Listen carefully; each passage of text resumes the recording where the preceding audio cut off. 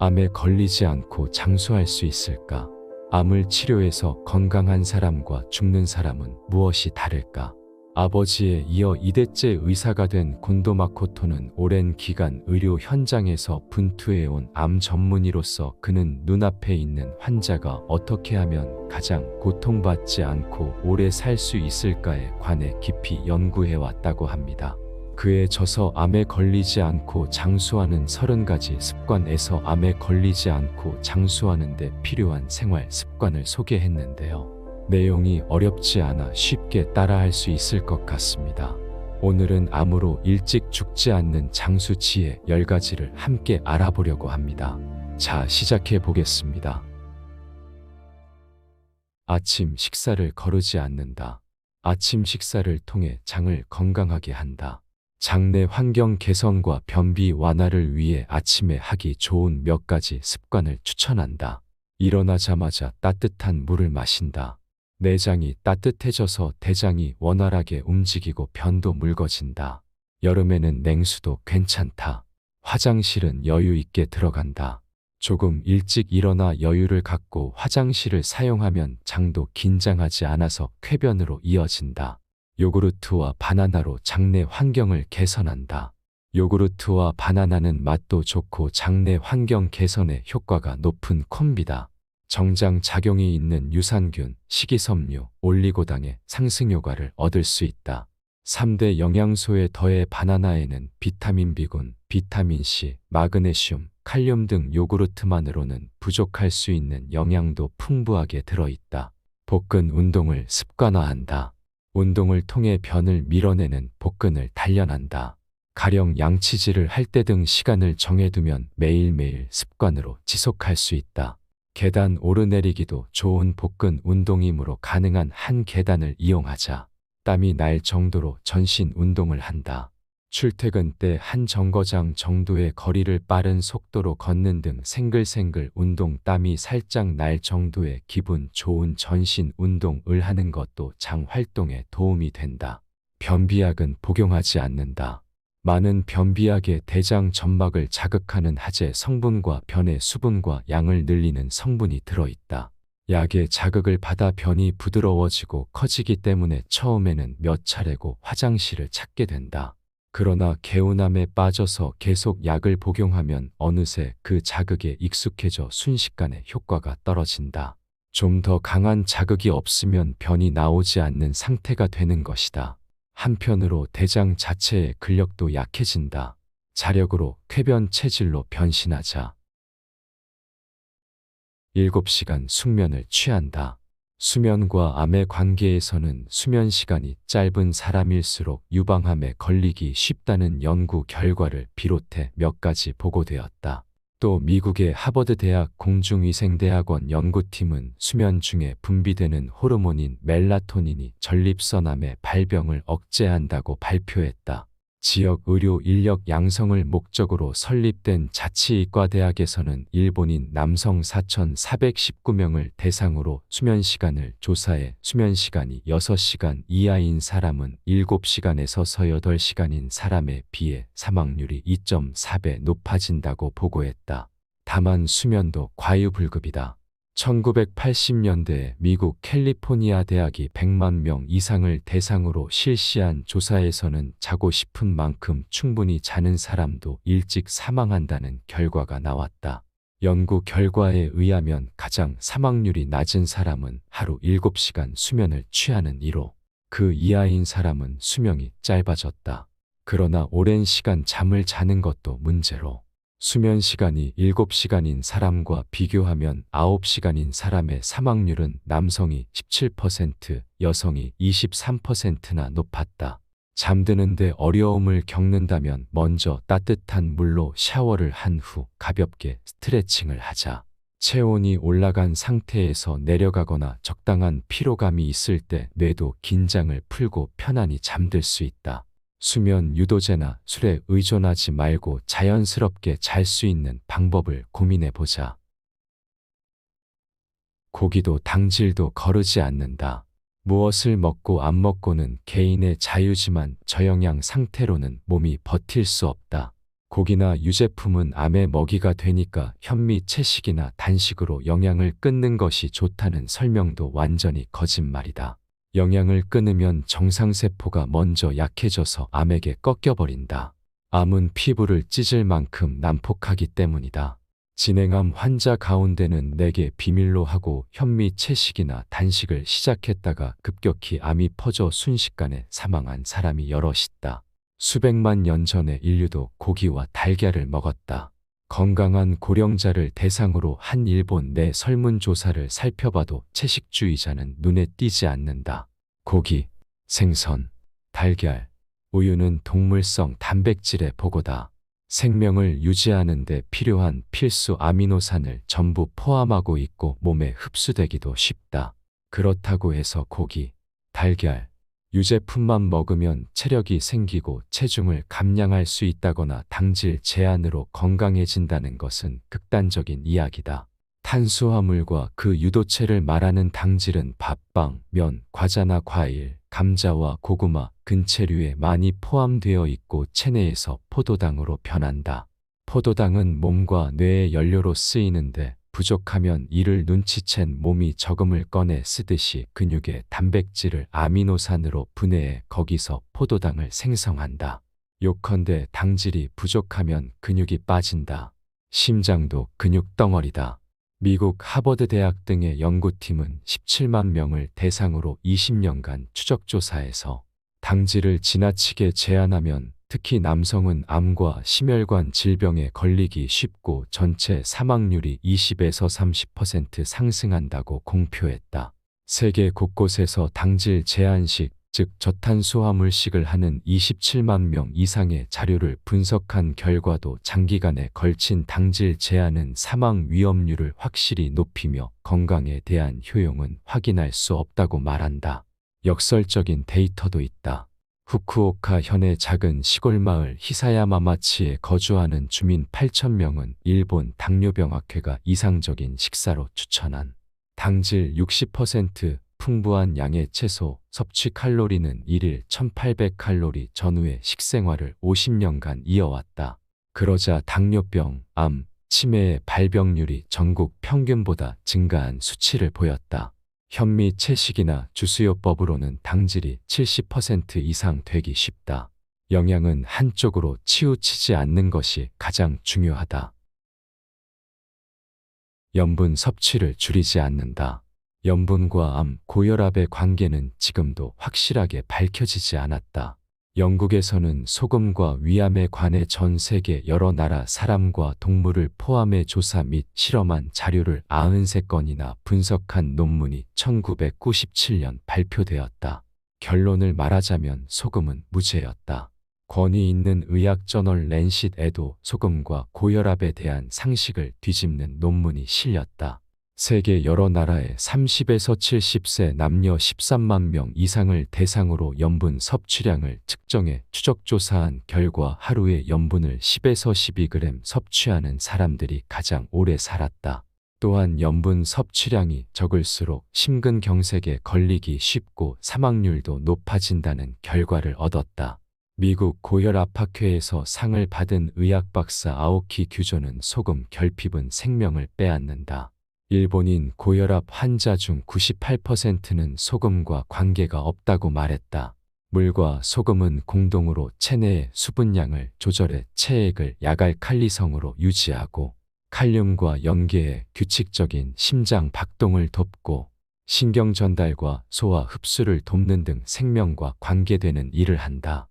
물과 소금 중 어느 한쪽이 부족해도 탈수, 현기증, 정신장애, 심부전, 혼수 등이 일어나고 최악의 경우 죽음에 이른다.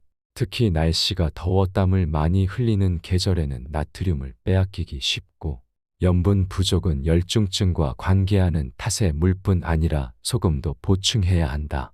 물과 소금은 몸에 필요한 양을 제외하고는 바로 소변으로 배출되는 까닭의 과다 섭취에도 걱정할 필요가 없다. 세계보건기구는 2013년 고혈압과 심장병 등 만성질환을 예방하기 위해 성인은 하루 소금 섭취량을 5g 미만으로 조절해야 한다는 새로운 지침을 발표했다. 라면 한 그릇을 예로 들자면 면에 2g, 국물에 4g 전후의 염분이 들어있기에 국물 대부분을 남긴다고 해도 이후로는 온종일 염분을 제한해야 하는 것이다. 이래서는 죽고 만다.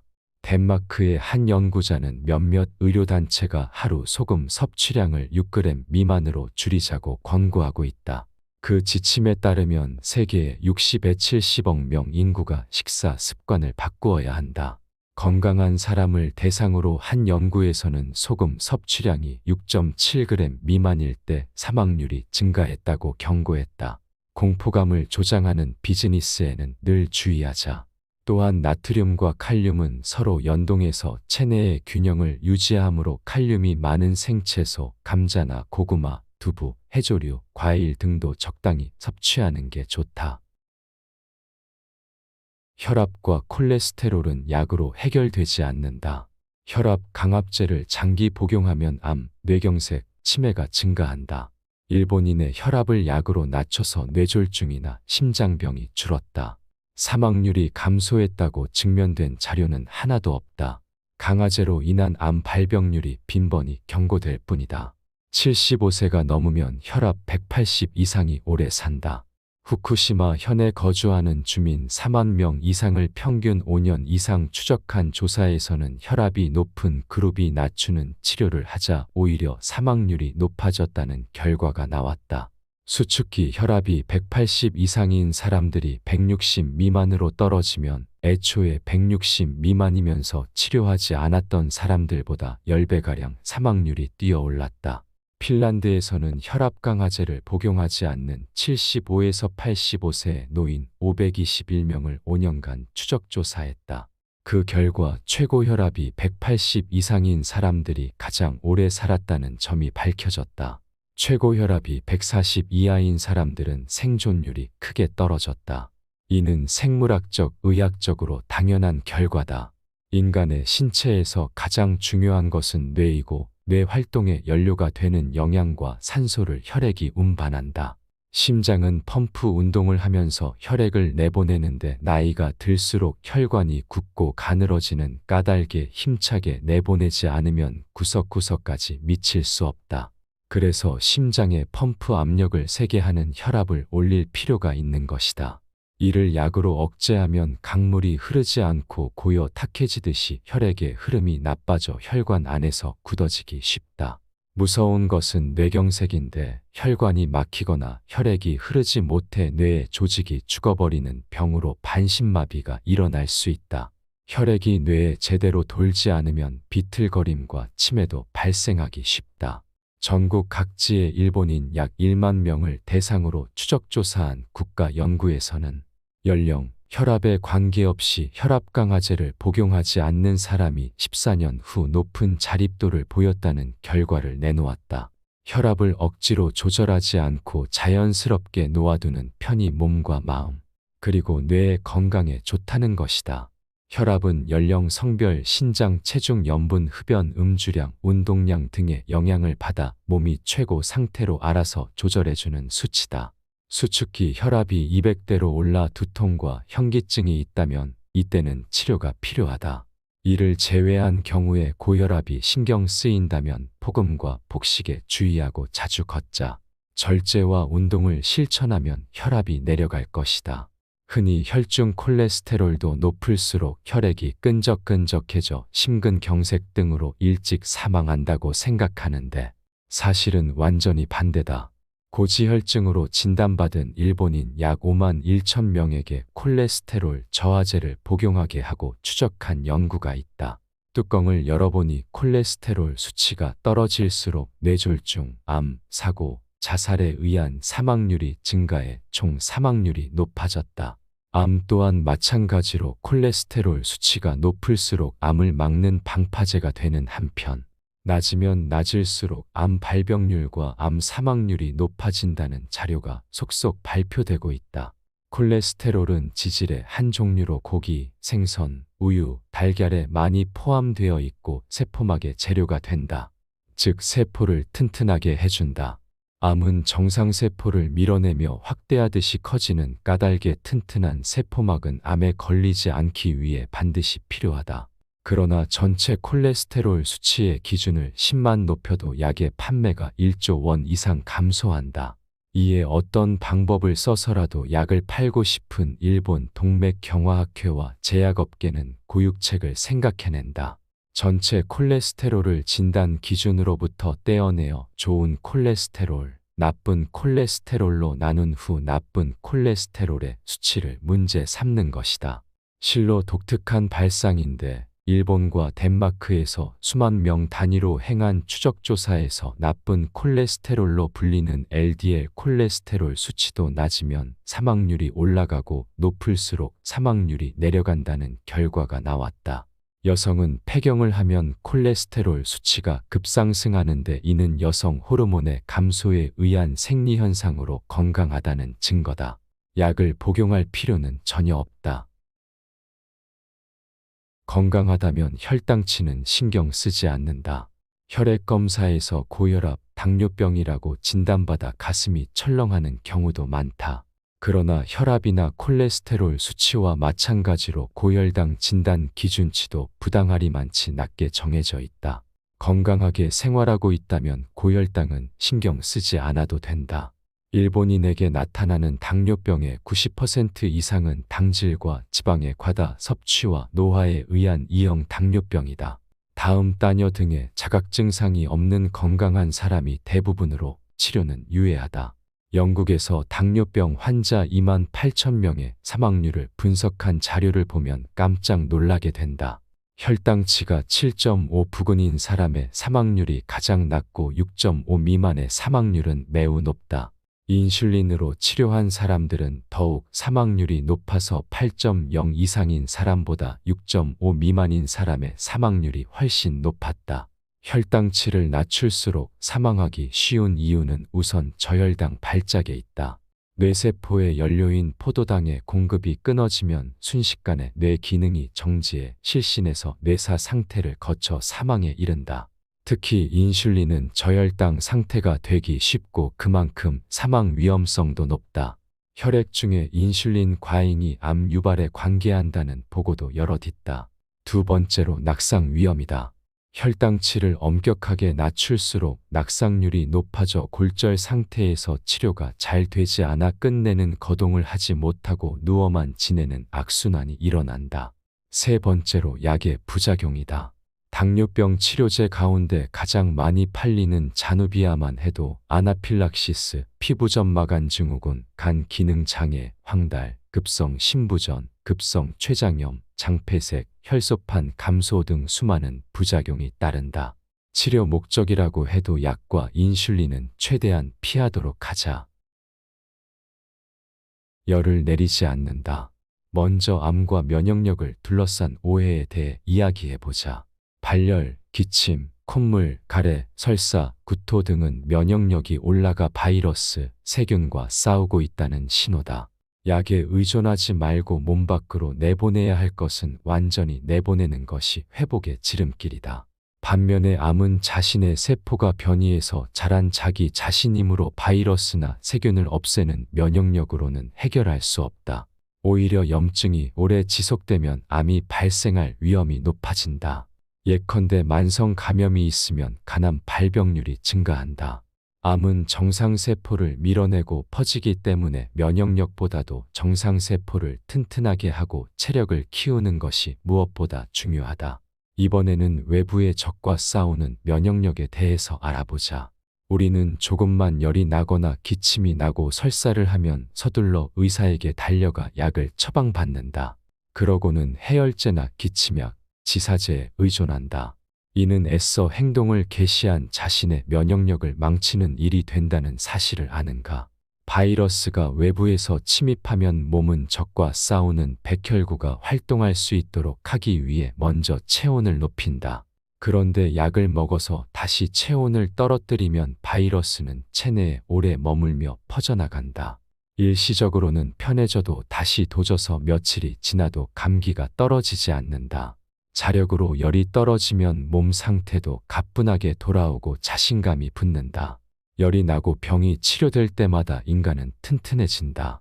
인플루엔자도 조금 심한 감기에 불과하므로 집에서 며칠 안정을 취하면 머지않아 낫는다. 뇌질환이 되는 것은 해열제가 원인이므로 주의하자. 기침이나 목이 붓는 것도 몸이 바이러스와 싸우고 있다는 신호이므로 막아서는 안 된다. 또 구토나 설사도 세균, 동물을 한시라도 빨리 몰아내려는 반사작용이다. 나와야 할 것은 완전히 내보내는 것이 면역력을 높이는 지름길이다. 모든 일에 과하게 파고들지 않는다. 무리한 체중 감량, 격렬한 운동, 히트 쇼크로 목숨을 잃는다. 공자가 인덕의 최상위에 두었던 중용처럼 과하거나 부족함 없이 적당히 균형 잡힌 삶은 건강에도 그대로 적용된다. 예를 들어 무리하게 체중을 감량하면 정상세포가 약해져 암에 걸리기 쉽다. 격렬한 운동을 하면 면역력이 떨어지고 혈관도 막히기 쉽다. 추운 욕실에서 욕조에 뜨거운 물에 몸을 담그면 히트 쇼트가 일어나 심할 경우 뇌졸중과 심근경색을 일으킨다. 어떤 일이건 과하게 파고들면 몸에 부담을 주게 되며 결국 수명에도 영향을 미친다. 나도 평소에 체중이 많이 빠지거나 늘지 않도록 주의한다. 체중계에 의존하기보다는 바지 벨트가 꽉 끼면 식사량을 조금 줄이고 몸을 움직여야겠다고 의식한다. 반대로 헐거워지면 케이크도 오케이 하는 식으로 식단을 조절한다. 운동은 적당히 걷는 일에 유의해서 매일 아침 반려견과 함께 30분 정도 산책을 즐긴다. 지하철역에서는 가능한 한 계단을 이용한다. 햇빛을 적당히 쐰다. 햇빛을 많이 쐬면 피부암에 걸릴 위험이 높아진다는 설은 잘 알려져 있다. 그런데 반대로 햇빛을 너무 쐬지 않아도 암이 발생할 위험이 높다고 말하는 논문도 있다. 미국과 노르웨이의 합동 연구팀도 햇빛에 대한 노출이 많은 지역에서는 전립선암, 유방암, 대장암 환자의 생존율이 높다. 비타민 D가 암 예방에 좋은 효과를 발휘한다는 것을 나타낸다고 발표했다. 자외선에 대한 부정적인 인식이 지나치게 강조되어 젊은 여성들의 혈중 비타민 D 농도가 1년 내내 낮다.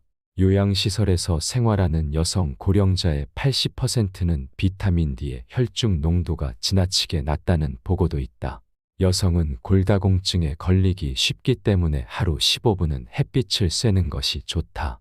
비타민 D를 효율적으로 섭취할 수 있는 식품에는 연어, 고등어, 꽁치 등이 있다. 근력을 키운다. 근육을 단련하는 일은 식사나 운동법에 따라 90세부터 시작해도 효과를 볼 수 있기 때문에 충분히 도전할 만한 가치가 있다. 우리 몸의 근육 가운데 60-70%는 하체에 모여 있다. 따라서 하체를 중심으로 운동하면 되는데 힘든 근력 운동은 필요 없다. 하체에 무리를 주는 탓에 오히려 역효과다.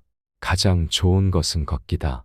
야외에서 걸으면 시시각각 변하는 풍경, 바람, 냄새, 소리와 마주할 수 있고 발밑이나 길, 자동차에도 신경 쓰며 비탈길과 계단을 오르내릴 수 있다.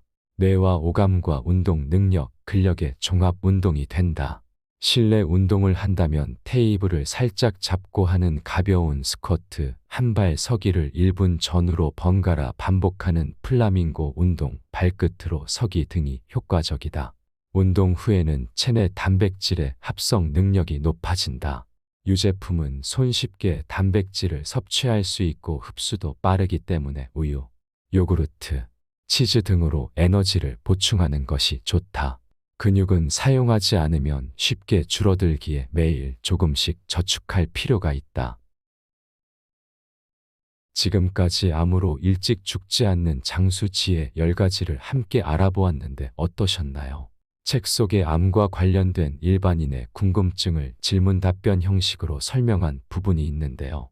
암 진단을 받고 치료 중이거나 치료를 중단한 환자들, 암 환자를 가족으로 둔 사람이나 병간호 중인 사람들이라면 큰 도움이 될 것 같습니다. 앞으로도 내 건강은 내가 지킬 수 있도록 좋은 건강 정보 전달해 드리도록 하겠습니다. 고맙습니다.